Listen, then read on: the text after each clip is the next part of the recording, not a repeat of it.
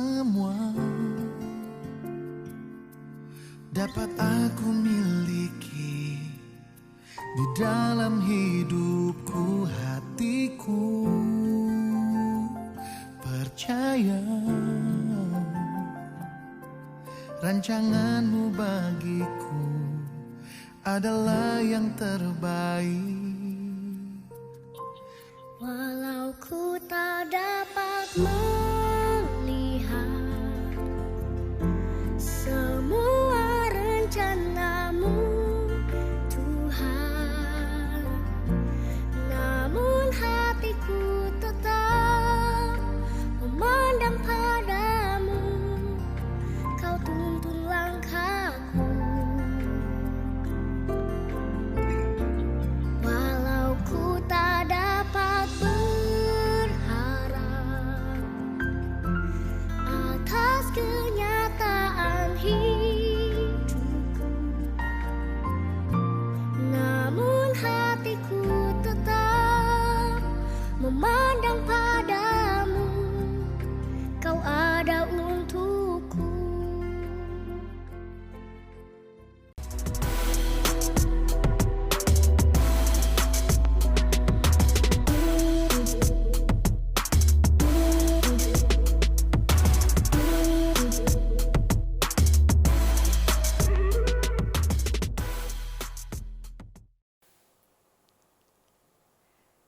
Shalom jemaat dimanapun Anda berada. Mari pada hari ini Tuhan mengajak setiap kita jemaatnya untuk beribadah kepada Tuhan. Mari sama-sama kita menyambut ajakan Tuhan. Kita siapkan diri kita. Mari kita siapkan hati kita. Kita memuji Tuhan dan mendengarkan sabdanya. Selamat pagi Bapak Ibu Saudara-saudari yang terkasih. Bagaimana kabarnya di pagi hari ini? Puji dan syukur ya, kita semua masih diberikan kesehatan yang baik sampai hari ini. Kita boleh melaksanakan ibadah dan melayani jemaat sekalian Gereja Kristen Kalam Kudus Kemayoran pada hari Minggu ini, 21 Februari 2021 melalui ibadah online. Hari ini adalah minggu pertama Prapaskah. Bagi umat Kristiani, makna masa Prapaskah adalah ikut serta dalam pengorbanan Yesus Kristus dan mengenang saat-saat Yesus berpuasa di padang gurun selama 40 hari. Jika Paskah adalah perayaan kebangkitan Yesus setelah kematiannya di kayu salib, maka pada masa Prapaskah kita mengenang peristiwa-peristiwa yang terjadi sebelum Paskah, termasuk Tri Hari Suci, yaitu peristiwa perjamuan terakhir, Kamis Putih, penyaliban Yesus, Jumat Agung, dan Yesus di dalam kubur, Sabtu Suci. Mari saya mengajak Bapak Ibu sekalian untuk bangkit berdiri. Kita akan memulai kebaktian umum pagi hari ini dengan bersaat teduh sejenak.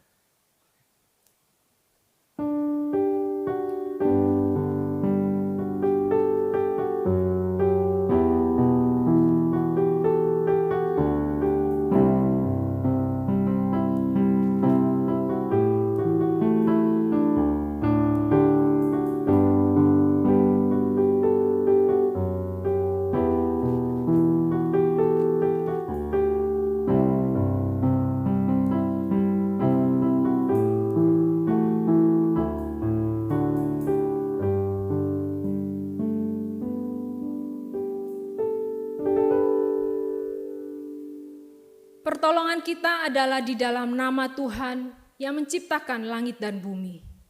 Kasih karunia, rahmat dan damai sejahtera dari Allah Bapa dan Kristus Yesus Tuhan kita menyertai saudara-saudara. Sebab Kau besar.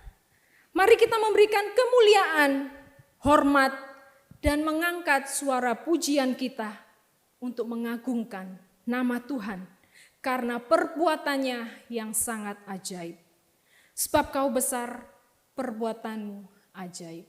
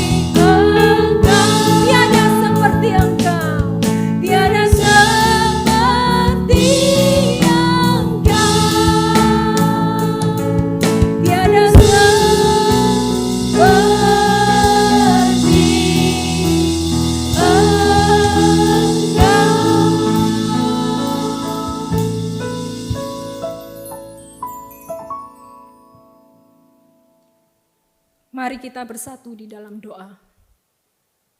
Tuhan, terima kasih untuk kesempatan di pagi hari ini.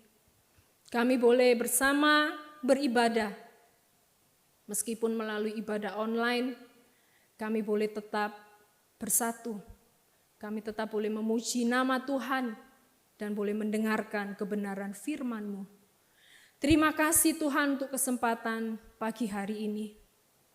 Kami boleh bersama-sama beribadah. Tuhan, berkati ibadah ini dari awal, pertengahan sampai akhir. Tuhan yang memberkati semuanya boleh berjalan dengan lancar. Terima kasih Tuhan, kami menyerahkan ibadah pagi hari ini hanya ke dalam tangan-Mu saja Tuhan. Di dalam nama Tuhan Yesus kami sudah berdoa dan mengucapkan syukur. Amin. Jemaat dipersilakan kembali duduk.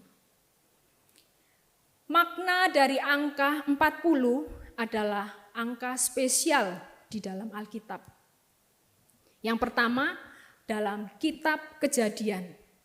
Banjir yang menghancurkan bumi terjadi setelah 40 hari. Hujan deras siang dan malam. Yang kedua, bangsa Israel berkelana di padang gurun selama 40 hari sebelum mencapai tanah yang dijanjikan Tuhan. Dan yang ketiga, Musa berpuasa selama 40 hari sebelum menerima 10 perintah Allah di Gunung Sinai. Dan yang keempat, Yesus berpuasa 40 hari di padang gurun sebelum memulai mengajar dan melakukan mujizat. Kebanyakan umat Kristiani menganggap periode puasa Yesus di padang gurun sebagai dasar panjangnya masa Prapaskah. Demikian ulasan sekilas tentang makna masa Prapaskah. KPPK 166, salib hina, mengingatkan kita akan peristiwa ketika Tuhan Yesus disalib. Mari kita menyanyikan pujian ini. Dengan sungguh-sungguh kita boleh menghayati liriknya bait demi bait. Salib hina.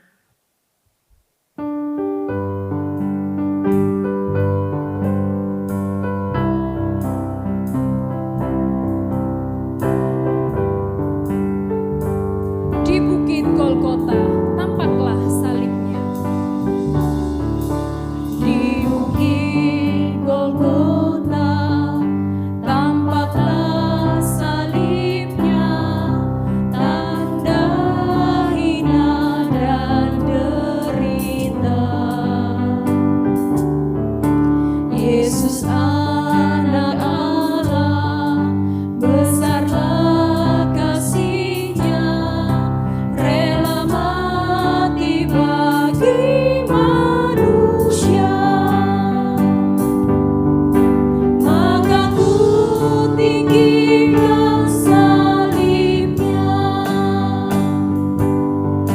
sampai ku berjumpa dengan Dia. Ku mau tanggung salib yang hina, kan diganti mahkota mulia. Pada salib itu, pada salib itu tergantung Tuhanku, curahkan darah yang kudus. Pada salib itu tumpahan harapku yang menghapus semua dosaku.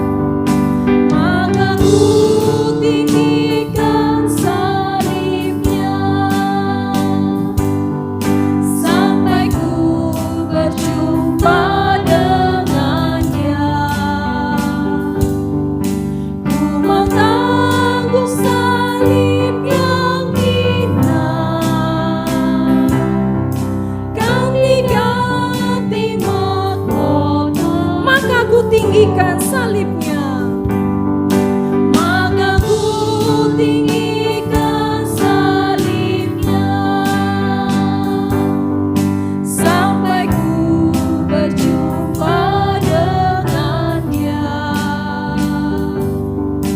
Ku mau tanggung salib yang hina, ganti mahkota mulia. Ku mau tanggung salib yang hina, ku mau tanggung salib yang hina, ganti mahkota mulia.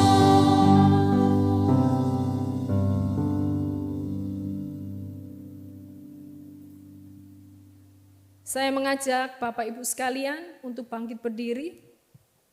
Kita akan mengakukan pengakuan iman rasuli yang berbunyi demikian.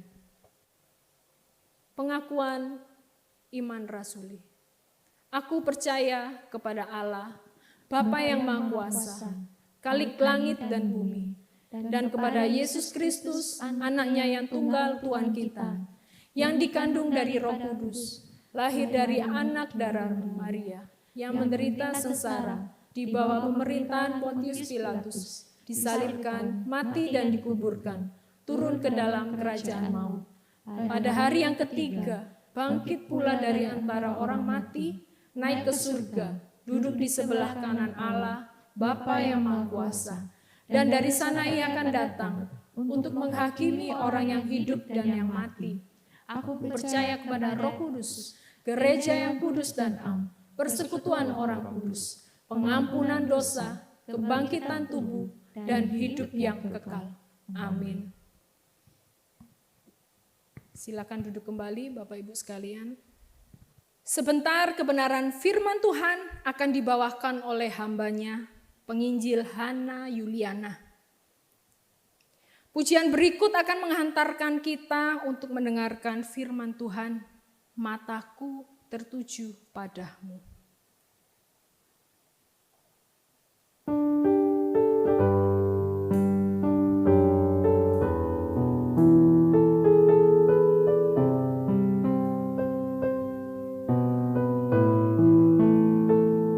Mataku tertuju padamu.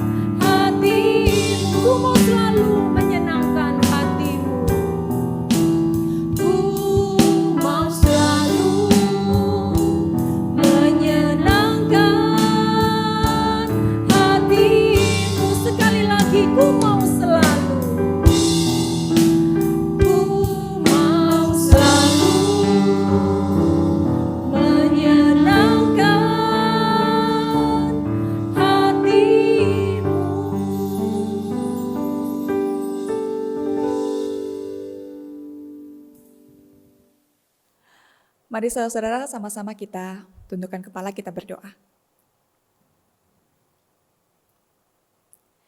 Ya Tuhan Allah Bapa kami, biarlah pada hari ini kami boleh sama-sama disegarkan oleh firman Tuhan. Biarlah kami boleh sama-sama melihat karya Tuhan yang besar bagi setiap kehidupan kami. Tolong pimpin hamba-Mu untuk dapat membawakan firman Tuhan. Biarlah firman-Mu ini boleh sungguh menjadi satu kabar sukacita bagi setiap jemaat. Dan kami percaya Tuhan bahwa firman-Mu juga boleh menguatkan, menegur, dan mengingatkan setiap kami. Terima kasih ya Bapa, kami menyerahkan waktu kami hanya ke dalam tangan-Mu. Dalam nama Tuhan Yesus Kristus kami berdoa dan mengucap syukur. Amin. Saudara-saudara, pada hari ini kita akan sama-sama membahas satu buah tema yang terambil dari Yohanes pasal yang ke-9. Kita akan membahas tema Tuhan membukakan, menyembuhkan seorang buta yang lahir dengan keadaan buta. Firman Tuhan pada hari ini kita buka dari Yohanes pasal 9 ayat 1 sampai yang ke-7. Saya akan bacakan bagi kita semua. Orang yang buta sejak lahirnya. Waktu Yesus sedang lewat, ia melihat seorang yang buta sejak lahirnya. Murid-muridnya bertanya kepadanya, "Rabi, siapakah yang berbuat dosa? Orang ini sendiri atau orang tuanya sehingga ia dilahirkan buta?" Jawab Yesus, "Bukan dia dan bukan juga orang tuanya. Tetapi karena pekerjaan-pekerjaan Allah harus dinyatakan di dalam dia. Kita harus mengerjakan pekerjaan Dia yang mengutus aku. Selama masih siang, akan datang malam, di mana tidak ada seorang pun yang dapat bekerja. Selama aku di dalam dunia, akulah terang dunia." Setelah ia mengatakan semuanya itu, ia meludah ke tanah dan mengaduk ludahnya itu dengan tanah. Lalu mengoleskannya pada mata orang buta tadi.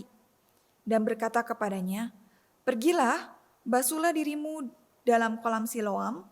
Siloam artinya yang diutus. Maka pergilah orang itu, ia membasuh dirinya, lalu kembali dengan matanya sudah melek. Bapak Ibu Saudara sekalian, saya mengingat ada sebuah cerita anak-anak yang dulu pernah saya dengar. Jadi kira-kira ceritanya itu demikian. Pada suatu kali, di sebuah tepi danau, ada seekor anak angsa yang dia ini lagi jalan-jalan sendirian. Kenapa sendirian? Karena ternyata sewaktu dia menetas, dia ini menetasnya paling lama di antara saudara-saudaranya dia yang lain. Jadi saudara-saudaranya dia yang lain sudah menetas duluan dibandingkan dengan dia. Jadi ibunya dan saudara-saudaranya ini sudah pergi duluan meninggalkan dia. Gak ada yang sadar kalau misalnya dia ini menetas belakangan. Jadi saudara, dia ini hidup sendirian. Ini seperti yang digambar sudah dimunculkan ya. Dia masih kecil, seekor anak angsa yang masih kecil, bulunya masih belum sebagus angsa yang sudah dewasa. Seorang seekor angsa yang sudah dewasa itu kan bulunya putih, halus gitu ya, bersih ya. Nah ini terlihat anak angsa ini bulunya kotor, seperti tidak terawat, apalagi dia tinggal sendirian. Jadi saudara, hewan-hewan tetangga-tetangganya dia yang tinggal di tepi danau itu juga, mereka itu mengejek anak angsa ini. "Ih, jelek kamu, anak angsa kok bulunya jelek begitu, kotor, tidak terawat." Dia diejek karena bulunya dia yang jelek. Dan juga mukanya dia yang buruk rupa. Jadi saudara, dari dia kecil, dia sudah hidup sendirian. Lalu dari kecil pun dia udah diejek-ejek, sudah dihina-hina, udah diomongin sama orang lain, sama tetangga-tetangganya dia yang lain. sama hewan-hewan yang lain, kamu jelek ya, kamu buruk rupa. Wah, saudara, jadi singkat saya, sewaktu dongeng ini diceritakan, dari dia kecil sampai dia besar.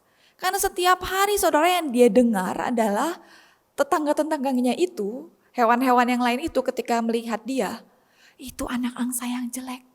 Itu si anak angsa yang buruk rupa.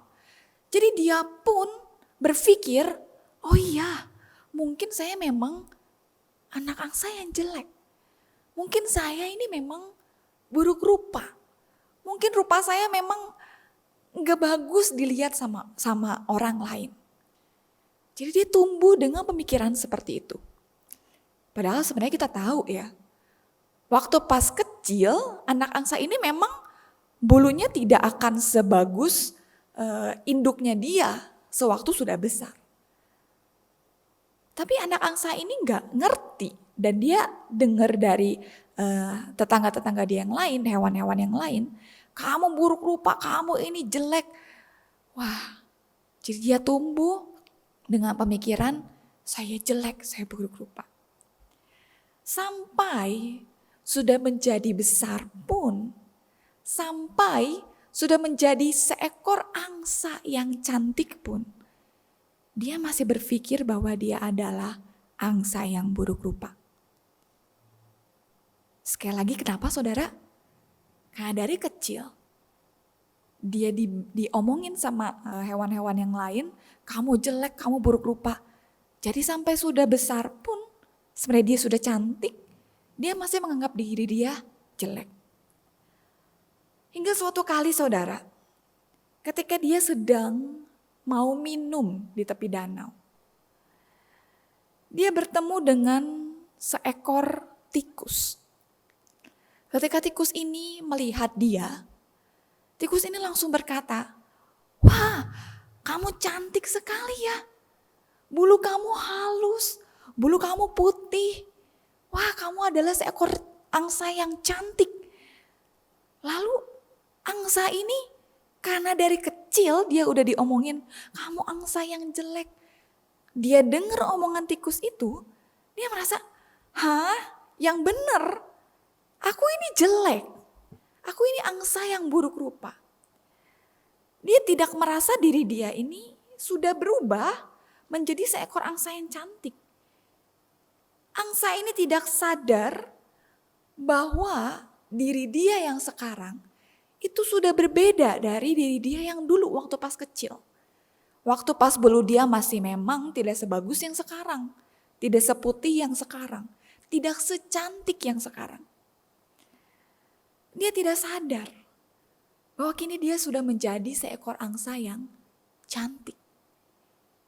Ketika dia berkaca di tepi danau, dia merasa, enggak, aku jelek. Tapi akhirnya si tikus ini berkata kepada angsa tersebut, coba lihat lagi, perhatikan baik-baik rupamu dalam cerminan itu. Lalu angsa melihat kembali, iya ya, sudah berubah ternyata.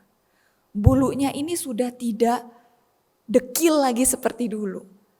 Bulunya ini sekarang sudah menjadi putih, bersih, menjadi angsa yang menawan. Saudara, kenapa angsa tersebut yang sudah berubah menjadi angsa yang menawan, yang cantik, tetap merasa diri dia itu menjadi angsa yang buruk rupa? Saudara, karena dari kecil dia diomongin, dia diberitahu sama tetangga-tetangga, sama hewan-hewan yang lain, kalau kamu ini jelek. Sehingga ketika ada orang yang berkata, kamu cantik, kamu bulunya bagus, dia gak percaya. Dia tidak bisa melihat dengan jelas siapa diri dia. Dia sudah berubah menjadi seekor angsa yang cantik. Saudara, hal ini juga sebenarnya bisa terjadi pada dalam diri siapapun. Mungkin seringkali kita tidak sadar, kita tidak bisa melihat dengan jelas siapa diri kita. Kita mungkin juga tidak bisa melihat dengan jelas siapa orang lain atau siapa Tuhan itu. Ada semacam penghalang yang menghalangi mata kita sehingga kita tidak melihat sesuatu itu dengan jelas. Mungkin hanya melihat dengan rabun, dengan samar-samar. Saudara, hal ini juga terjadi di dalam diri orang buta di perikop yang sudah kita baca tadi. Saudara, dalam perikop yang sudah kita baca, kita diberitahukan ada seorang yang sudah buta dari lahir. Saudara, kalau kita hidup di zaman itu, orang yang buta dari lahir sudah buta, dilahirkan sudah buta.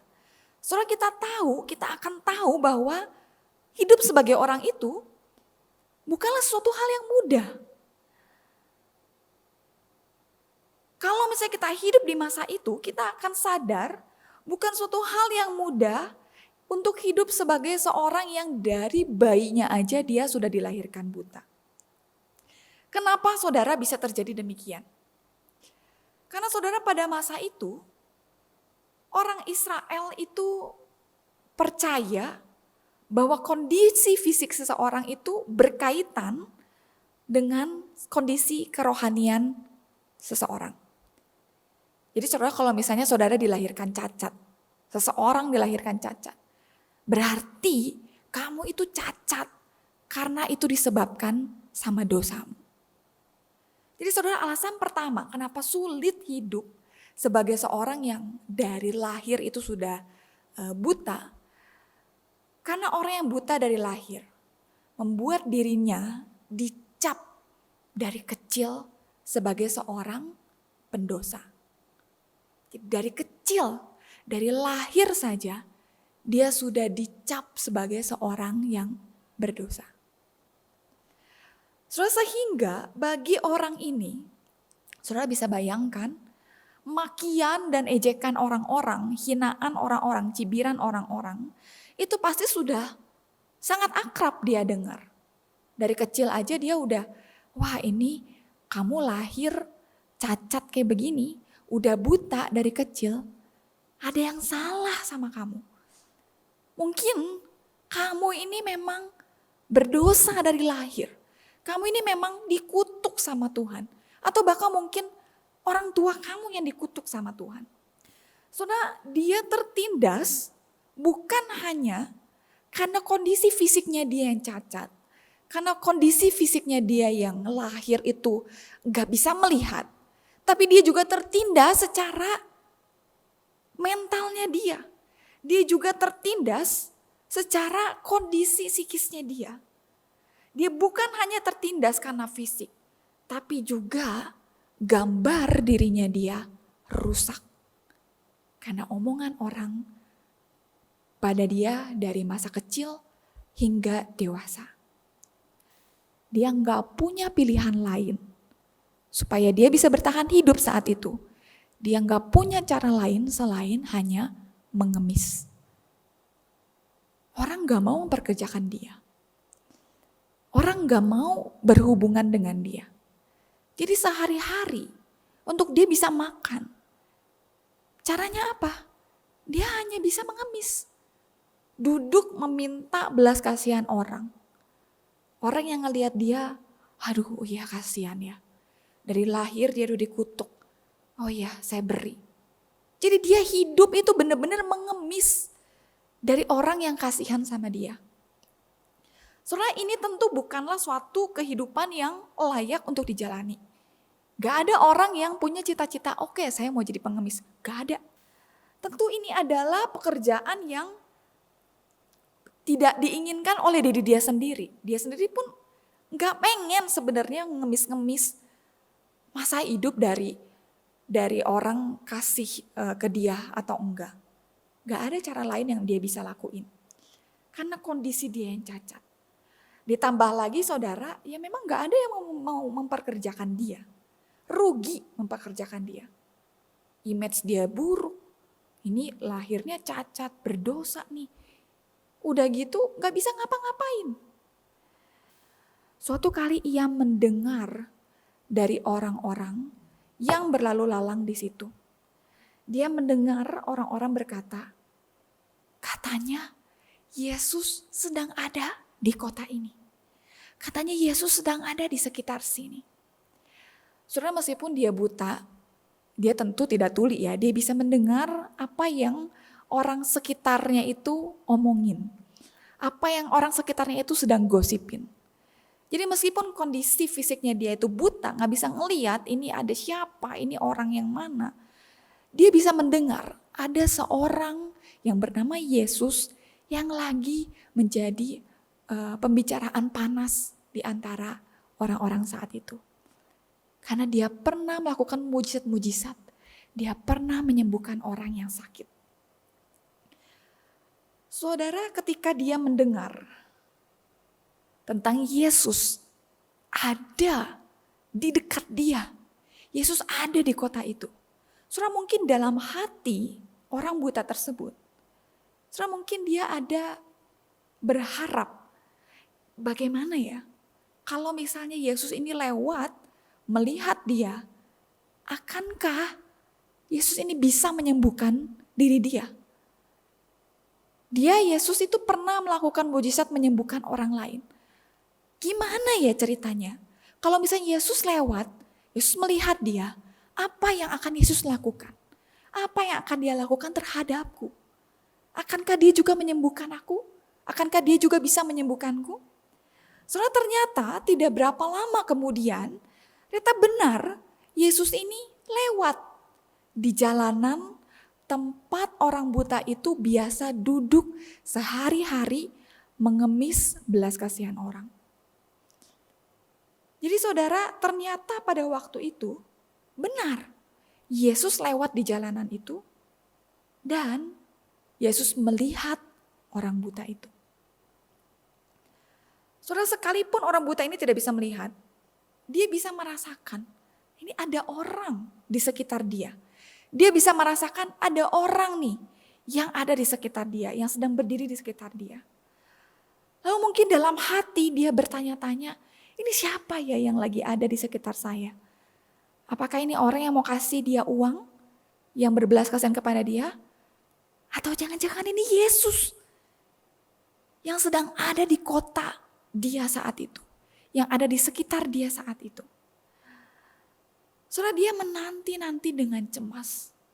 Apa nih yang mau dilakukan oleh orang ini? Saudara, lalu terdengarlah suara oleh orang buta tersebut yang berkata demikian. Guru, siapakah yang melakukan dosa? Orang ini atau orang tuanya? Sampai dia harus dilahirkan dengan keadaan yang buta. Lalu Yesus menjawab, bukan dia dan bukan juga orang tuanya. Tetapi karena lewat dia, pekerjaan Tuhan akan dinyatakan. Baru pertama kali ada seorang yang berkata bahwa bukan diri dia yang berdosa. Baru pertama kali ada seorang yang berkata bahwa dia lahir dengan keadaan cacat seperti ini, dia lahir dengan keadaan berdosa seperti ini, itu bukan karena dosanya dia. Itu bukan karena dia yang dikutuk sama Tuhan. Ini adalah suatu perkataan yang ketika orang buta itu mendengar Yesus berkata demikian, siapa orang ini yang berkata demikian kepada dia? Siapa? Pertama kalinya dia dengar ada orang yang berkata, bukan dia, bukan juga orang tuanya. Tapi karena pekerjaan Tuhan harus dinyatakan melalui orang ini. Siapa Yesus ini yang berkata demikian kepadanya? Siapa Yesus yang berani ngomong seperti itu kepada dia? Apa yang Yesus tahu tentang dia? Terus saya yakin di detik Yesus berkata, bukan dia, bukan juga orang tuanya. Tapi karena melalui dia pekerjaan Tuhan harus dinyatakan. Itu adalah satu perkataan yang benar-benar mengena dalam hati dia. Yang benar-benar membuat dia terkejut. Karena selama ini dia hidup dengan berpikir bahwa dia lahir dengan kondisi yang dikutuk. Saudara, untuk pertama kalinya ada orang yang berkata demikian kepada dia.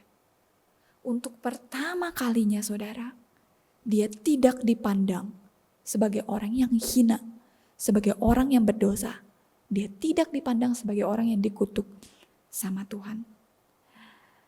Dan saudara, pada saat itu, saya yakin perkataan Yesus itu memulihkan, membukakan pandangan dia yang buram terhadap diri dia sendiri. Yesus memulihkan gambar diri dia yang rusak. Yang dari kecil dia diomongin, kamu berdosa, kamu dikutuk. Hari itu Tuhan berkata, enggak, dia bukan berdosa. Dia begitu bukan karena diri dia yang berdosa. Karena dia mau dipakai sama Tuhan. Saudara, apa lalu yang dilakukan oleh Yesus? Ketika Yesus selesai mengatakan demikian, Yesus berlutut, dia meludah ke tanah, dan dia mengaduk dari tanah dan juga ludah itu, lalu mengolesi kepada mata dari orang buta dari lahir. Lalu Yesus menyuruh orang buta itu untuk membasuh matamu ke kolam Siloam. Saudara, ketika orang buta itu diperlakukan demikian, mungkin dalam pikiran dia, ini apa lagi yang dilakukan oleh Yesus?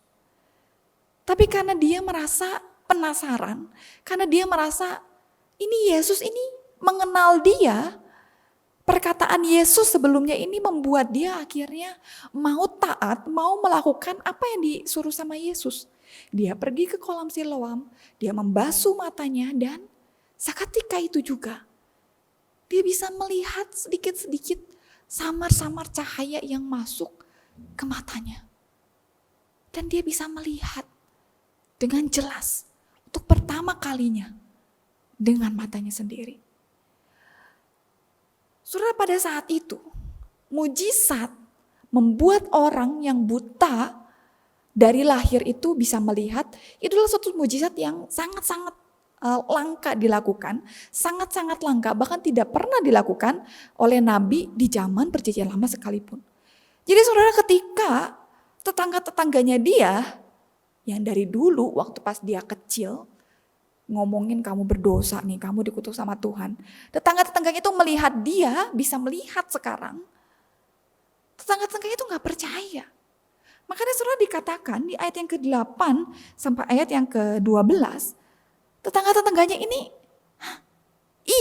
bukannya dia yang setiap hari duduk di jalan situ ya, duduk di tepi jalan itu ya.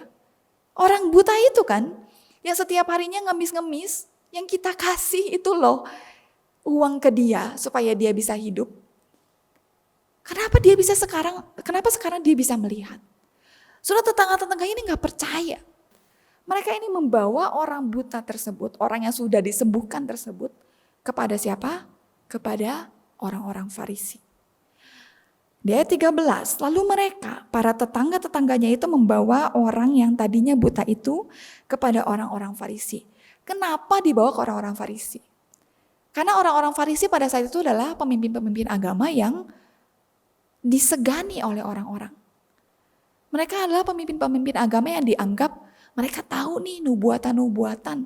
Jadi mungkin keadaan yang aneh nih yang terjadi kepada orang buta ini, yang dia bisa melihat sekarang, mungkin orang Farisi itu bisa menjelaskan keadaan ini. Jadi dibawalah orang buta itu oleh tetangga-tetangganya ini kepada orang-orang Farisi. Nah saudara, ketika sampai di depan orang-orang Farisi, orang buta tersebut ditanya, tanyanya sama seperti sewaktu tetangga-tetangganya itu nanya, gimana caranya kamu bisa melihat sekarang? Waktu ditanya sama tetangganya itu kan dikatakan di ayat yang ke-11, orang buta itu berkata, itu orang yang bernama Yesus yang membuat aku ini sekarang bisa melihat. Dia ceritalah bagaimana Yesus itu meludah di tanah, lalu Yesus bersujud, lalu mengaduk-aduk tanah itu, lalu mengoleskannya ke matanya. Hingga sekarang dia jadi bisa melihat. Hal itu juga yang dia ceritakan kepada orang-orang Farisi. Gimana caranya kamu bisa melihat? Iya, waktu itu ada seorang yang meludah ke tanah, terus dia ngaduk-ngaduk, terus diolesin ke mata saya. Lalu saya basuh mata saya ke kolam Siloam dan sekarang saya bisa melihat.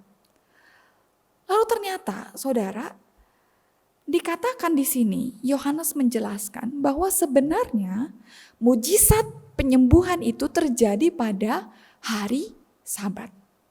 Saudara, seperti yang kita tahu, hari Sabat bagi orang Israel, terlebih lagi bagi para pemimpin-pemimpin agama ini, itu adalah suatu hari yang benar-benar suci.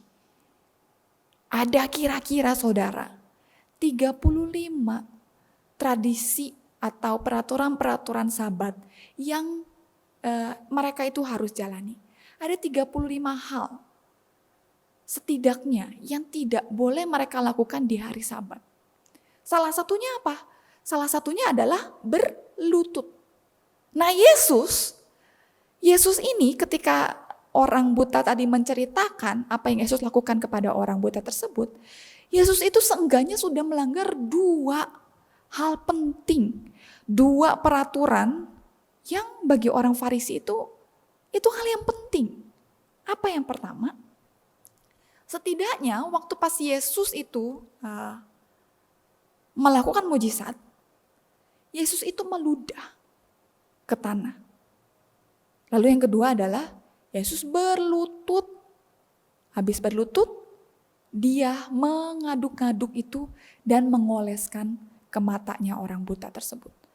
Saudara, tindakan itu tindakan yang dilarang dari peraturan-peraturan tradisi-tradisi yang diturun-temurunkan oleh orang-orang Israel pada saat itu ya. Orang-orang Farisi itu sangat-sangat menjaga peraturan hari Sabat. Ketika mereka mendengar apa yang Yesus lakukan, mereka langsung merasa, ini orang berdosa pasti ini. Karena dia tidak memelihara hari Sabat. Tapi saudara, ketika mereka sedang menyadari ini Yesus ini melanggar peraturan hari Sabat, mereka juga sadar bahwa satu sisi Yesus pun melakukan suatu mujizat yang besar. Dia memelekkan mata orang buta yang bukan sembarang orang buta yang dari lahirnya udah buta. Saudara, jadi waktu pas orang Farisi ini mendengar bagaimana orang buta itu disembuhkan, dia bisa melihat kembali. Orang Farisi ini terbagi menjadi 2 golongan. Golongan apa nih maksudnya nih? Yang pertama ada yang merasa ini kayaknya orang berdosa ini. Karena dia melanggar hari Sabat. Tapi golongan yang lainnya adalah, ini siapa ya Yesus ini? Karena dia bisa menyembuhkan seorang yang dari lahir udah buta. Gak pernah ada yang bisa. Tapi saudara, ternyata dalam kebingungannya mereka, orang-orang Farisi ini, di antara ini Yesus ini orang berdosa atau Yesus ini adalah orang yang diutus Tuhan karena dia bisa memelekkan orang yang buta dari lahir. Di tengah segala kebingungan mereka, ternyata mereka sepakat untuk menyatakan bahwa Yesus itu adalah orang yang berdosa. Mereka melupakan fakta bahwa pada hari itu juga ada satu mujizat besar yang dilakukan oleh Yesus. Iya, mungkin bagi mereka Yesus melanggar peraturan penting hari Sabat itu. Tapi mereka lupa satu fakta yang penting lainnya adalah dia adalah satu-satunya orang yang pernah memelekkan seorang yang buta dari lahir. Soalnya karena itu, orang-orang Farisi ini mencari-cari cara. Mencari cara apa? Untuk menunjukkan bahwa orang Yesus ini adalah seorang yang berdosa. Tapi gimana caranya untuk nunjukin Yesus sebagai seorang yang berdosa, seorang yang melanggar hari Sabat? Caranya dia harus membuat mujizat besar yang dilakukan oleh Yesus itu sebagai suatu hal yang tidak terlalu besar.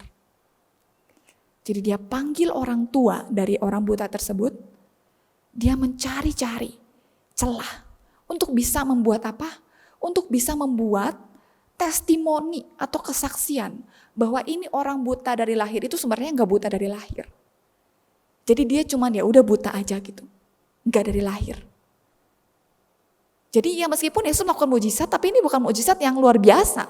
Karena dia orang buta itu bukan buta dari lahir. Jadi saudara, itu yang dilakukan oleh orang Farisi. Dia memanggil orang tua dari orang buta tersebut. Dia tanya kepada orang tua dari orang buta tersebut. Dia bertanya, apakah ini anakmu? Ini benarkah anakmu? Apakah dia dari kecil sudah dilahirkan dengan buta? Lalu orang tuanya ini, karena dia sadar betul bahwa jawaban dia ini menentukan nasib mereka selanjutnya. Orang tuanya tersebut berkata demikian. Iya betul bahwa dia ini adalah anak kami. Dia dari kecil sudah dilahirkan buta. Tapi bagaimana dia sekarang bisa ngelihat? Kami nggak tahu. Tanya aja ke orangnya sendiri. Tanya aja ke orangnya sendiri karena dia udah gede. Dia bisa mempertanggungjawabkan jawaban dia sendiri. Jadi saudara, sebenarnya jawaban orang tua ini kayak jawaban cuci tangan ya, kamu tanya aja sendiri ke orangnya gitu. Kenapa saudara? Karena ternyata dicatat di ayat 22, mereka berkata demikian karena mereka takut akan orang-orang Farisi itu. Orang-orang Farisi itu mengancam orang-orang yang mengaku bahwa Yesus itu adalah Mesias, yang mengaku bahwa Yesus adalah Juru Selamat. Dia mengancam orang-orang tersebut akan diasingkan. Saudara, tentu orang tua tersebut karena tahu ancaman yang akan dihadapinya, dia cuci tangan. Dengan jawaban yang demikian, tanya aja sendiri ke orangnya. Jadi saudara, ketika orang Farisi itu tidak mendapatkan satu jawaban yang memuaskan, mereka memanggil kembali orang buta tersebut. Untuk yang kedua kalinya, mereka menginterogasi kembali orang buta tersebut. Ketika mereka memanggil sekali lagi orang buta itu, mereka langsung bertanya kepada orang buta itu. Coba ngomong sekarang, katakan kebenaran di hadapan Allah. Kami tahu kok orang itu adalah orang yang berdosa. Kamu ngomong aja udah kalau dia itu orang yang berdosa karena dia menyembuhkan kamu di hari Sabat. Tapi saudara, orang yang sudah disembuhkan itu, orang buta yang sudah disembuhkan itu, dia menjawab orang Farisi. Saya nggak tahu, beneran saya nggak tahu apakah orang itu adalah seorang yang seorang yang berdosa atau enggak. Yang saya tahu sekarang adalah dulu saya buta, dulu saya tidak bisa melihat, sekarang saya bisa melihat. Dulu saya buta, dulu saya dihina-hina, dulu saya dicibir sama orang, dari lahir kamu sudah buta, kamu berdosa. Sekarang saya bisa melihat. Saudara, ketika orang buta itu berkata demikian kepada orang Farisi, orang buta itu akhirnya sadar bahwa sebenarnya orang Farisi ini enggak benar-benar pengen tahu tentang Yesus. Justru ketika sekarang dipanggil lagi orang buta itu kepada orang Farisi, orang buta itu sadar bahwa orang Farisi ini sedang mau menjebak dia dengan pertanyaan-pertanyaan tersebut. Coba jawab, ini orang yang berdosa, Yesus itu orang berdosa atau enggak? Makanya saudara, orang buta tersebut menjawab kepada orang Farisi demikian. Oh, mungkin kamu mau menjadi salah satu murid dari Yesus. Saudara mendengar pertanyaan yang agak menghina ini ya, dari seorang yang buta dari lahir. Orang Farisi ini menjawab kepada orang buta. Kami ini adalah murid-murid Musa. Mungkin kamu murid-muridnya dia, tapi kami ini murid-muridnya Musa. Tentang dia, tentang Yesus itu, kami nggak tahu siapa dia. Kami taunya Musa, yang Musa itu memberikan perintah-perintah, yang kepadanya Allah memberikan perintah-perintah. Untuk sekarang, sampai sekarang kita lakukan. Kalau tentang Yesus saya nggak tahu, saya bukan muridnya dia, saya muridnya Musa. Nah saudara, jawaban orang Farisi ini membuat orang buta ini berkata, aneh juga ya, kamu gak tahu dari mana asal orang ini, dari mana asal Yesus ini, siapa Yesus ini. Karena kita tahu sebelumnya, dari zaman PL, itu belum pernah ada nabi yang bisa memelekan mata orang yang dari lahirnya itu sudah buta. Aneh kamu gak bisa tahu. Saudara kalau misalnya dengar jawaban seperti itu, saudara bisa bayangkan bagaimana respon orang Farisi yang dirasa direndahkan oleh orang buta tersebut. Saudara ketika mendengar jawaban dari orang buta tersebut, orang Farisi ini langsung merasa, kurang ajar kamu ya. Dari lahir aja kamu tuh udah berdosa. Berani-beraninya kamu ngajarin kami. Berani-beraninya kamu berusaha untuk ngajarin kami. Kamu itu adalah anggota dari sebagian orang yang tidak teredukasi. Kamu ini orang yang berdosa, kamu ini orang yang dikutuk sama Tuhan, beda sama kami. Kamu gak selevel sama saya, kamu gak selevel sama kami. Siapa kamu berani ngajarin kami? Akhirnya saudara, karena jawaban dari orang buta tersebut, orang Farisi ini mengusir dia dari kumpulan orang-orang itu. Dia diusir keluar dari kota. Jadi saudara, ketika orang buta ini, dia menyadari betul bahwa sebenarnya Yesus ini bukan seorang yang berdosa. Gak mungkin orang yang berdosa itu bisa melakukan mujizat yang besar. Kalau misalnya bukan Tuhan yang ngutus dia, Tuhan itu gak dengar doa orang yang berdosa. Nah ini Yesus ini orang yang bisa melakukan mujizat yang besar. Kalau dia bukan dari Tuhan, dia dari mana? Orang buta ini dengan teguh, dia mulai melihat dengan jelas siapa Yesus yang menyembuhkan dia. Sewaktu dia bertemu dengan Yesus dengan keadaan waktu pas masih buta, dia cuma dengar dari orang-orang, oh ini Yesus yang bisa menyembuhkan. Ketika akhirnya Yesus berkata tentang diri dia, kalau dia bukan orang yang berdosa, bukan karena dia, bukan karena orang tuanya dia dilahirkan berdosa, dia semakin lama mulai bisa melihat. Semakin lama mulai bisa melihat siapa Yesus. Ketika Yesus memelekkan mata dia, yang tadinya buta sekarang bisa melihat. Dia terus bertambah lagi, semakin bisa jelas melihat Yesus. Kita bisa lihat dari mana? Dari jawaban orang buta tersebut kepada para tetangga, kepada orang Farisi. Kepada para tetangga, dia berkata awalnya siapa? Itu Yesus. Kepada orang Farisi yang pertama kali memanggil dia berkata bahwa Yesus adalah seorang nabi. Dan kini ketika untuk kedua kalinya orang Farisi memanggil orang buta tersebut, dia sudah yakin betul, gak mungkin Yesus itu orang yang berdosa. Gak mungkin Tuhan mendengar doa orang berdosa. Sampai Yesus bisa melakukan mujizat yang besar ini. Jadi saudara, ketika satu pertemuan Yesus dengan orang buta ini, Yesus bukan hanya memelekkan, Yesus bukan hanya membuka mata jasmani dari orang buta tersebut. Tapi perlahan demi perlahan, Yesus menuntun orang buta ini untuk bisa apa? Untuk bisa melihat dengan jelas siapa terang yang sejati. Untuk bisa juga melihat dengan jelas siapa diri dia. Selama ini dia dibohongi dengan kamu orang berdosa, kamu dikutuk Tuhan. Tapi Yesus saat itu datang kepada dia, menghampiri dia, dan memberitahukan kepada dia, bukan, kamu bukan orang yang berdosa. Saudara, akhirnya ketika Yesus mendengar bahwa orang buta ini diusir keluar dari kota tersebut, Yesus datang menghampiri orang buta tersebut. Dia datang kepada orang buta itu, dan pertanyaan pertama yang ditanya oleh Yesus adalah, percayakah engkau akan seorang manusia? Lalu orang buta tersebut yang sebenarnya dia mungkin dalam pikirannya dia itu kayaknya ini Yesus.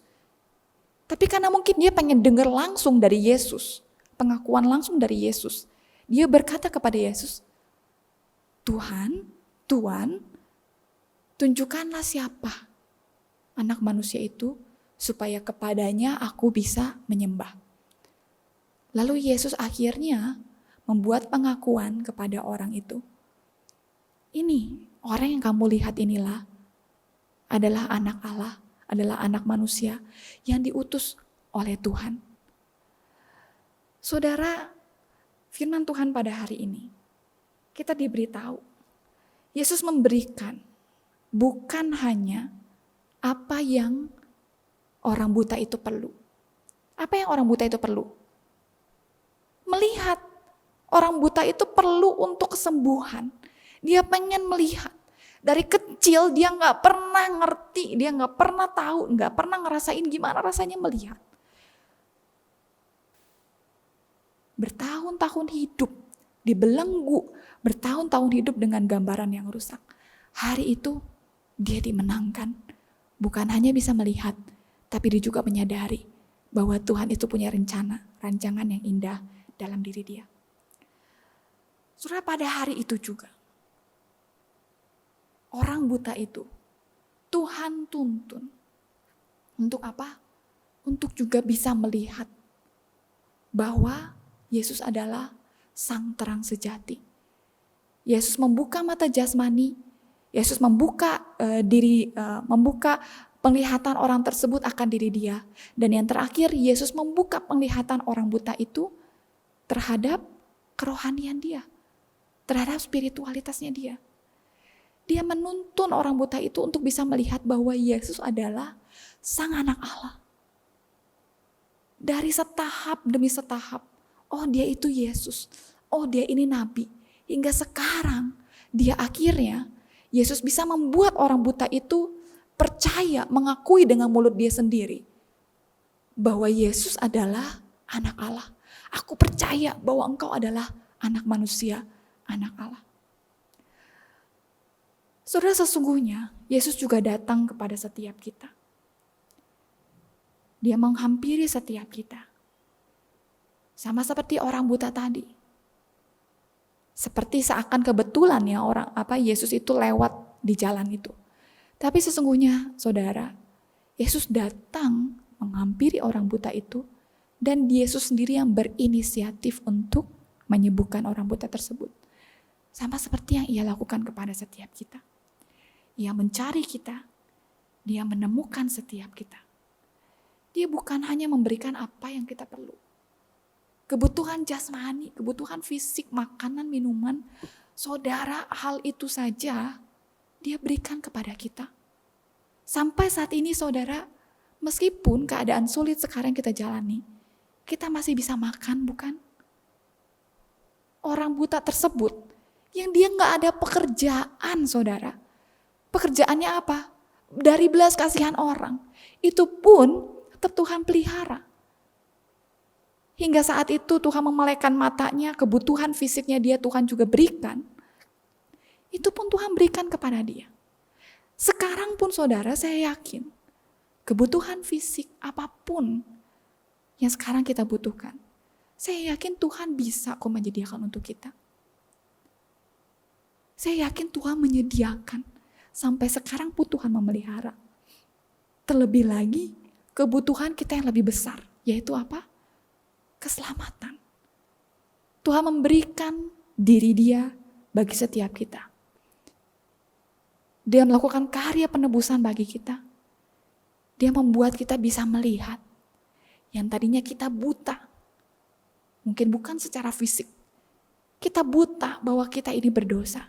Kita buta bahwa kita ini memerlukan Tuhan. Kita buta bahwa kita ini rusak. Kita ini gak bisa apa-apa tanpa Tuhan. Dia datang ke dalam dunia ini. Dan dia mengorbankan dirinya dia di kayu salib. Sehingga membuat kita yang buta bisa akhirnya bisa melihat sang terang yang sejati. Ia menuntun setiap kita. Setahap demi setahap. Iman, selangkah iman demi selangkah iman. Supaya apa? Supaya kita bisa akhirnya mengakui bahwa Yesus adalah juru selamat satu-satunya. Bahwa Yesus adalah Tuhan bagi setiap kita. Saudara, sama seperti orang buta yang sudah diselamatkan, orang buta yang sudah disembuhkan. Dia bisa melihat bahwa Yesus ini melakukan satu karya yang besar dalam diri dia. Jadi apa yang dia lakukan? Saudara, dia berani mengakui di depan orang Farisi. Dengan ancaman, dia tahu ketika dia mengakui bahwa Yesus itu adalah orang yang diutus Tuhan, Dia tahu ada ancaman yang menanti dia. Dia akan diasingkan, dia akan mungkin diusir, dan benar, dia akhirnya diusir. Tapi saudara, karena orang buta ini sadar, dia semakin bisa melihat dengan jelas siapa Yesus. Dia berani mengakui bahwa Yesus itu adalah Tuhan, bahwa Yesus itu adalah anak manusia yang diutus oleh Tuhan. Dia tidak memedulikan ancaman yang akan dia alami. Dia lebih memilih untuk mengutarakan kebenaran daripada diam-diam mengamankan diri. Dia lebih memilih untuk mengutarakan kebenaran. Dan saudara, saya yakin kesaksian orang buta ini, kebenaran yang dikatakan oleh orang buta ini, saya yakin pada saat itu juga menjadi pembicaraan pada orang-orang. Orang-orang tahu orang ini orang yang berdosa, orang buta yang berdosa, yang tadinya dianggap berdosa, sekarang bisa melihat, dan orang-orang sadar bahwa yang membuat orang buta itu bisa melihat adalah Yesus, seorang yang diutus oleh Allah. Dia bukan orang yang berdosa, yang melanggar peraturan hari Sabat, tapi dia adalah seorang yang diutus oleh Tuhan. Saudara, biarlah setiap kita yang menerima karya keselamatan Tuhan, kita juga bisa menjadi seperti seorang buta tersebut. Dengan mensyukuri karya keselamatan yang diterima, dengan kehidupan kita, dengan kesaksian hidup kita bagi orang-orang.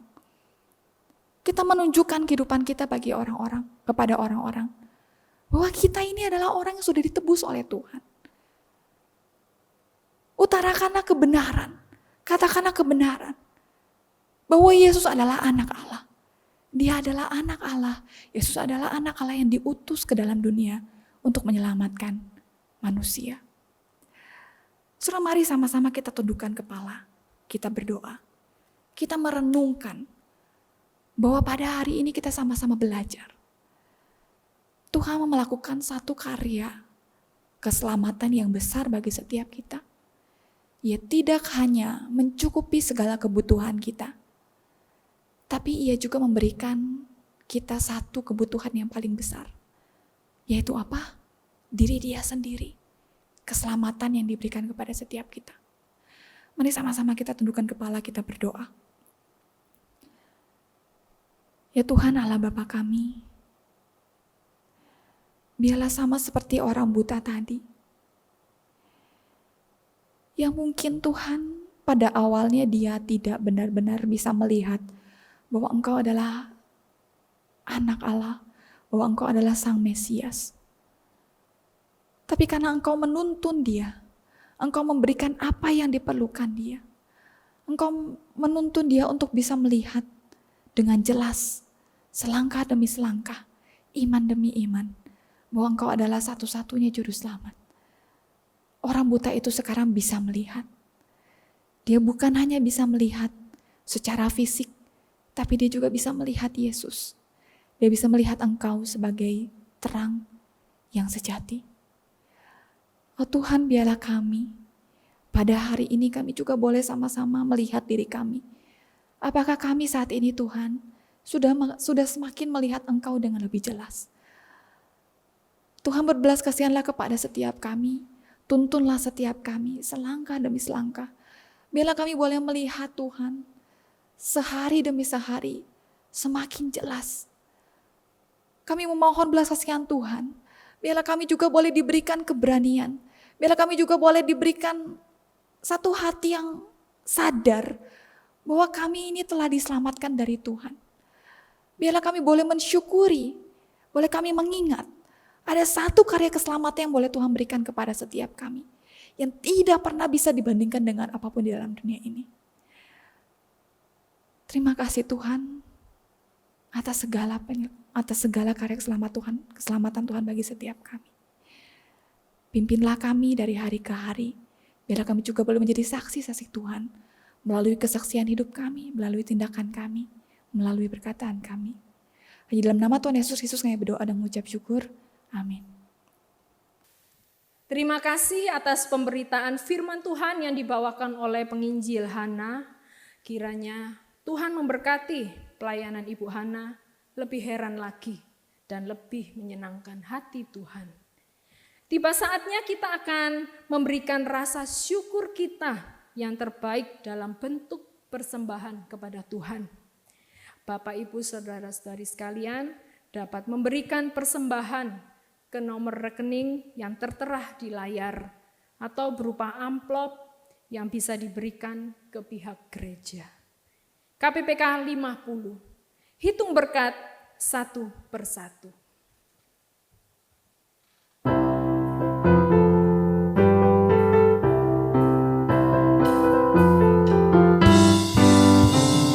Bila gelombang kehidupan menimpa, hati jadi takut dan putus asa. Jangan lupa berkat Tuhan hitunglah, pasti kau tercengang akan karyanya. Hitung berkat satu persatu, dan lihatlah karya Tuhanmu. Hitung berkat satu persatu, hitung berkat yang melimpah padamu. Adakah berat beban? Adakah berat bebanmu menekan, dan salib yang kau pikul melelahkan? Hitung berkatnya pastilah kau lega, kau kan bergirang dan terus memujinya. Hitung berkat satu persatu, dan lihatlah karya Tuhanmu. Hitung berkat satu persatu, hitung berkat yang melimpah padamu.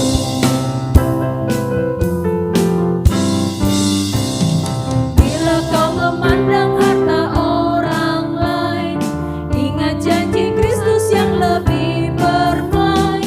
Hitung berkat Tuhan yang telah terbeli, pahala di sorga yang telah terberi. Hitung berkat satu persatu, dan lihatlah karya Tuhanmu. Hitung berkat satu persatu, hitung berkat yang melimpah pada. Hitung berkat satu persatu, dan lihatlah karya Tuhanmu. Hitung berkat satu persatu, hitung berkat yang melimpah padamu.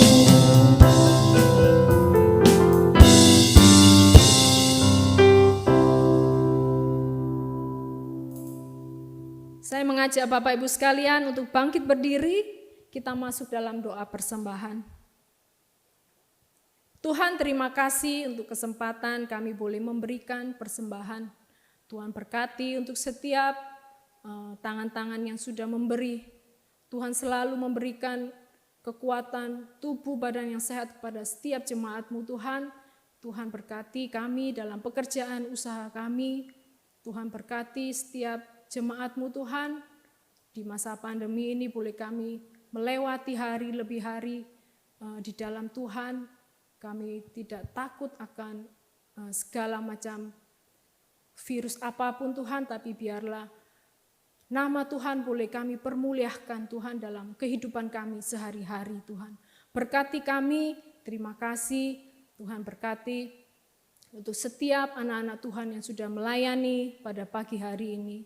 Tuhan tetap memberikan kepada kami kekuatan tubuh badan yang sehat untuk kami boleh melayani Tuhan di minggu-minggu yang ke depan. Terima kasih Tuhan, kami menyerahkan untuk seluruh persembahan yang sudah terkumpul. Tuhan pakai persembahan ini untuk boleh memperlebar kerajaan di dunia ini. Terima kasih Tuhan Yesus, kami menyerahkan semuanya ini hanya ke dalam tangan Tuhan Yesus. Di dalam nama-Mu kami semua sudah bersyukur dan mengucapkan syukur kepadamu. Terima kasih Tuhan Yesus. Amin. Kita akan menutup ibadah pagi hari ini dengan pujian doksologi dan Amen Song.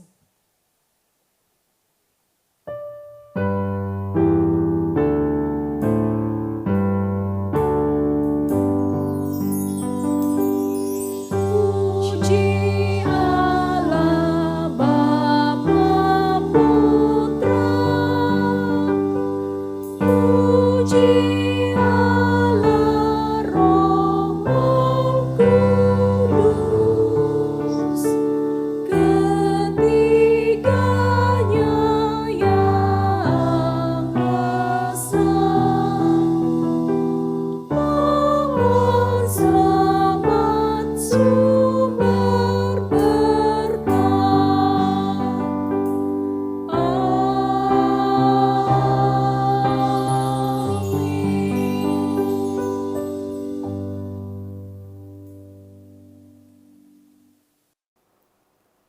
Mari saudara-saudara sama-sama kita arahkan hati kita kepada Tuhan dan terimalah berkat-Nya. Kiranya kasih karunia dari Allah Bapa, kasih yang sempurna dari Allah Bapa, anugerah pengampunan dari Yesus Kristus, damai sejahtera dan tuntunan dari Roh Kudus menyertai setiap kita dari saat ini sampai Yesus datang yang kedua kalinya. Amin.